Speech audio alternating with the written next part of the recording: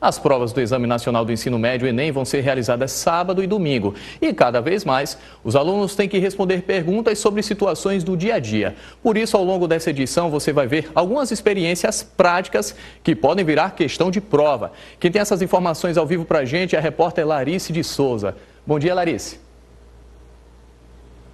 Bom dia, Murilo, bom dia a todos. Olha, é isso mesmo, a gente tem que mostrar situações do dia a dia que acontecem na casa de todo mundo, na vida de todo mundo, mas que o Enem agora passou a cobrar. Uma dessas situações que a gente preparou aqui é a questão do ar-condicionado, do micro-ondas, perdão, é a questão do superaquecimento. E quem vai explicar isso direitinho para a gente é o nosso professor aqui convidado, Carlos André.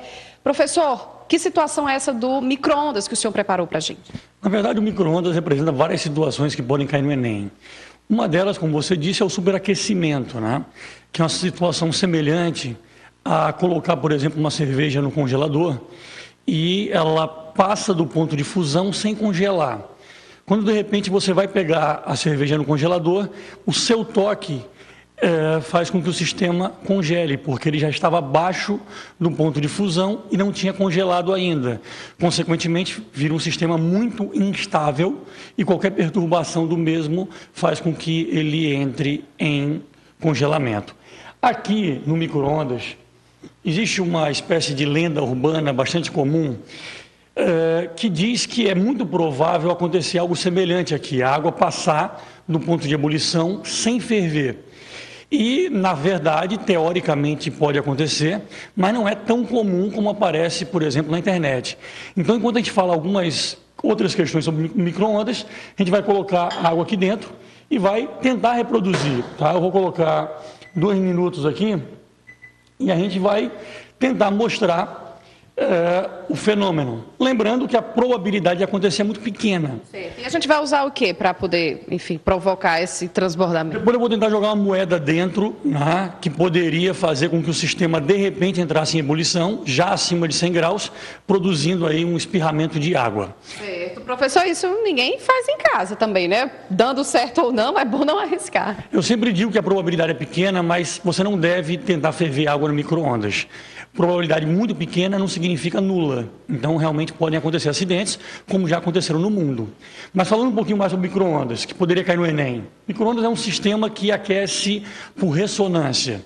Ele emite micro-ondas, que são ondas que têm a frequência próxima à frequência de vibração da água ou da gordura.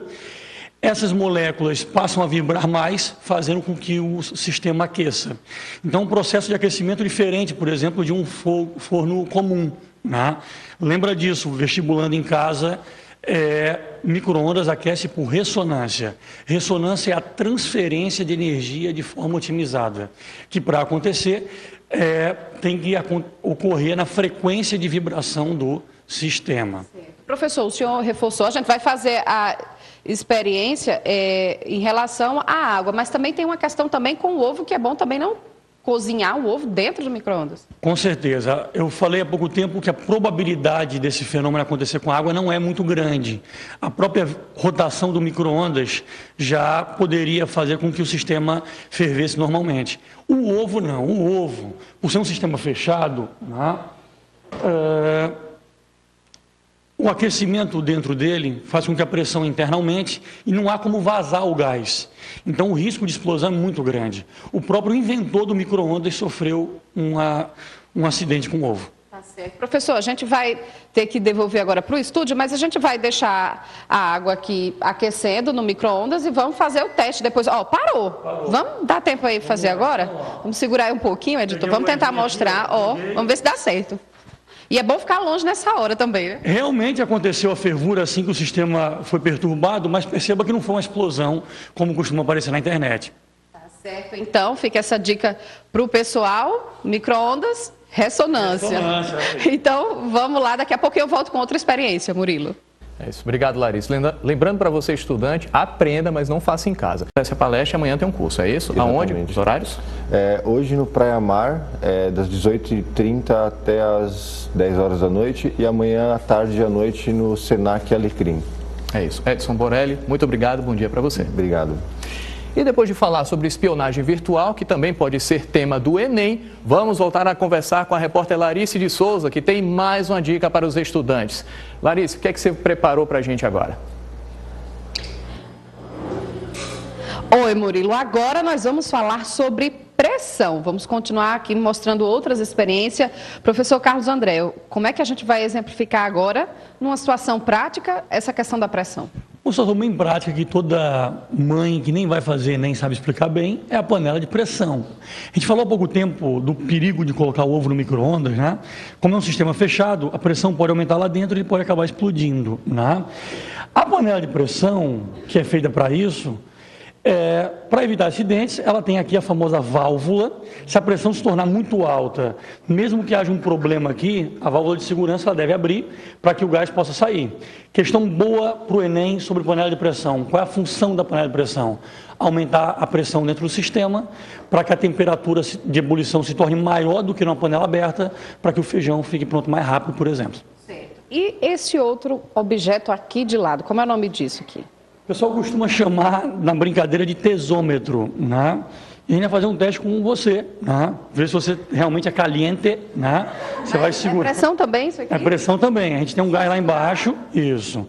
E a radiação emitida pela mão aquece o gás lá embaixo, a pressão vai aumentando e o líquido vai subindo, como a gente está vendo aí, né? Está meio devagar, mas passou no teste, né? Deixa eu ver, por exemplo, aqui, ó.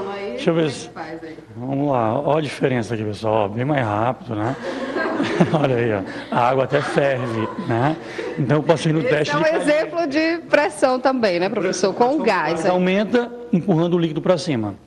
Questão bem legal. Tá, ok. E isso no Enem pode ser cobrado de que forma, professor? O Enem é uma prova bastante prática, né? Então ele traz situações do dia a dia e pede para o aluno explicar o fenômeno. Então isso aqui é um brinquedinho bastante comum que vende aqui em Natal em várias feiras de artesanato. Então o Enem criaria uma história. Joãozinho comprou o brinquedo e quando coloca a mão o líquido sobe. Explique por quê. Qual é a função de uma panela de pressão? Por que a panela de pressão é tão importante na cozinha? E por aí vai. Tá certo. Então, professor Carlos André, daqui a pouco a gente volta aí com outra experiência, outro assunto que pode ser questão de prova do Enem e é uma situação também, objetos que a gente tem aí no nosso dia a dia.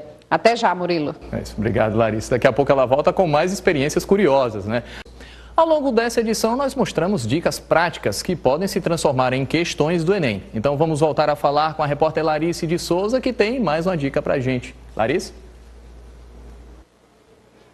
Olha, a nossa próxima questão e última agora é novamente sobre ressonância. Nós temos aqui 3 objetos, que é o micro-ondas, esse rói-rói, que é um brincadeiro típico aqui da nossa região, e um violão. E o professor Carlos André vai explicar para a gente qual é a relação entre esses 3 objetos, professor. Nos 3 sistemas a gente usa a ressonância, né? Nesse caso, a gente já falou hoje, a ressonância é utilizada para aquecer os alimentos. Nesse brinquedinho, bastante típico da região, a gente gira e faz um barulho, né? Na rotação, essa cordinha ela é excitada, gerando uma vibração que é amplificada por isso daqui. Isso aqui seria uma caixa de ressonância. O som entra em ressonância com a caixa e é amplificado. Da mesma forma que acontece num violão. Esse 8 aqui do violão, tem um formato de 8, isso aqui é uma caixa de ressonância. O objetivo é amplificar sons. Você excita também a corda e o som é amplificado pela caixa. Diferentemente, por exemplo, de uma guitarra. Uma guitarra não tem caixa de ressonância. Então, para amplificar o som de uma guitarra, se eu tivesse uma guitarra aqui na minha mão agora, o som seria de baixa intensidade. Eu precisaria usar energia elétrica para conseguir amplificar o som. Certo. Professor, ao longo, enfim, da edição do Bom Dia RN, hoje a gente falou no início sobre ressonância, voltamos agora sobre ressonância também e pressão, mas que outras questões relacionadas à física, ao dia a dia, de forma prática, podem ser questões do Enem? O universo é gigantesco, né? A gente pode ter vários fenômenos, porque o céu é azul, por exemplo, a radiação solar, ao chegar na atmosfera, sofre um espalhamento, gerando essa coloração que a gente já conhece. Na Lua, por exemplo, não acontece, porque a Lua não tem atmosfera diferentemente da Terra. Então, se você estivesse na Lua, olhando o Sol da Lua, o céu é todo preto em volta. Por que que a gente andando de carro numa estrada, ao longe parece haver poças d'água, quando na verdade não existe? É o famoso fenômeno da reflexão total. A luz está sofrendo reflexão total naquela região, dando a impressão de que existe água, como se fosse um espelho. Então, são vários exemplos interessantes.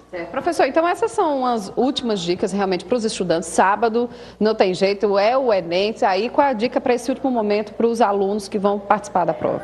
A grande dica, essa dica vale ouro, o aluno ele deve fazer uma média de 15 a 25 questões de uma prova, muda de prova, e depois ele deve alternar as provas de 5 em 5 questões, no máximo 10. Isso garante que ele vai ter uma nota boa, bem estabilizada em todas elas. Tranquilidade, né? Porque agora o que já tinha que aprender, já era. Com certeza. Acabou esse programa da Cabugi, chega de estudar, relaxa e aguarda a prova.